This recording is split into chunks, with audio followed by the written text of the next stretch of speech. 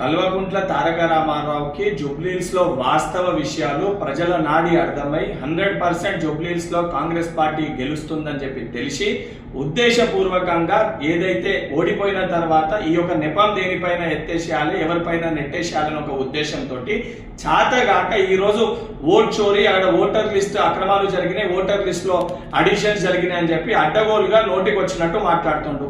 Voter list లో ఎటువంటి అవకతవకలు జరగలేదు, 100% ట్రాన్స్పరెన్సీ తోటి ఉంది, 2023లో ఉన్న లిస్టే ఉందని చెప్పని ఎలక్షన్ కమిషన్ చాలా క్లియర్ కట్ గా చెబుతున్నప్పటికీ కూడా అయినా ఓటర్ లిస్ట్ లో అవకతవకలు జరిగితే ఎలక్షన్ కమిషన్ కి ఆధారాలు తీసుకెళ్లి కంప్లైంట్ ఇస్తే వాళ్ళు దాన్ని రూపొందిస్తారు. ఓటర్ లిస్ట్ లో ఏదైతే తప్పులు చేయని కానీ ఓటర్ లిస్ట్ రూపొందించేది కూడా కాంగ్రెస్ పార్టీ కాదు, కాంగ్రెస్ ప్రభుత్వం కాదు, మా చేతిలో ఏముండదని తెలిసి కూడా 10 ఏళ్ళు మంత్రిగా పనిచేసిన నువ్వు సోయి లేకుండా ఉద్దేశపూర్వకంగా కాంగ్రెస్ పార్టీ పైన బురద చల్లే ప్రయత్నం చేస్తున్నావు. అండ్ ఉప ఎన్నికల్లో ఈ రోజు మా మంత్రులు పనిచేస్తే ఎందుకు ఇంతకంత పనిచేస్తున్నారు అని చెప్పి మాట్లాడుతున్నావు. గతంలో బీఆర్ఎస్ పార్టీ అధికారంలో ఉన్నప్పుడు ఉప ఎన్నికల సమయంలో కొత్త పథకాలు తీసుకొచ్చి ప్రజల్ని మోసం చేసి అడ్డగోలుగా అధికారాన్ని దుర్వినియోగం చేసుకుంటేనే ఈ రోజు ప్రజలందరూ పంచుకొడితే మీ పార్టీ పోయి గజ్వేల్ ఫార్మ్ హౌస్ లో పండుకుంది.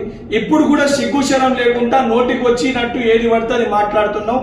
కల్వకుంట్ల తారక రామారావు 100% జూబ్లీహిల్స్ ఎన్నికల్లో కాంగ్రెస్ పార్టీ అభ్యర్థి భారీ విజయంతో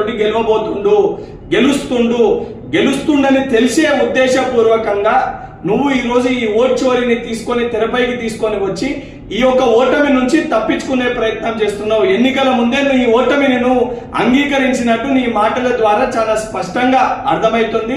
కేటీఆర్ ను ఎన్ని దొంగ మాటలు చెప్పినా, ఎన్ని డ్రామాలు ఆడినా ప్రజలు నిన్ను చెప్పులతోటి కొట్టే రోజులు త్వరలోనే రాబోతున్నాయి అని చెప్పి కేటీఆర్ ని హెచ్చరిస్తున్నా.